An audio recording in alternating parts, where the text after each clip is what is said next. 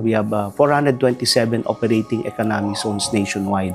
So iba-iba ho ang mga categories nitong mga economic zones. Meron ho tayong manufacturing o yung mga industrial estates. Yung nakikita natin ng mga economic zones, hindi to kakaiba sa mga free ports worldwide na kung saan yung mga mamumuhunan na mga foreigners, so dyan talaga naglo-locate para i-process yung mga products nila for global distribution. Do you know that we happen to be the global producer, biggest producer of canned pineapple? Pagdating naman sa larangan ng electronics, yung pinakamalaking kumpanyang gumagawa ng mga chips, Texas Instruments, yung mga gumagawa ng malalaking barko.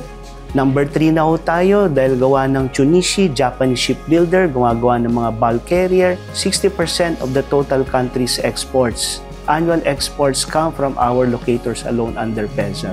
15% ng GDP ho nanggagaling sa PEZA. The bulk of the foreign direct investments coming into the Philippines nanggagaling din ho yan sa PEZA zones.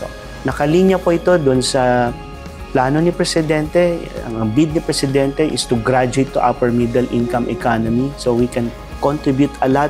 Sa nagbabagong Pilipinas, patuloy ang trabaho, patuloy ang pagbabago.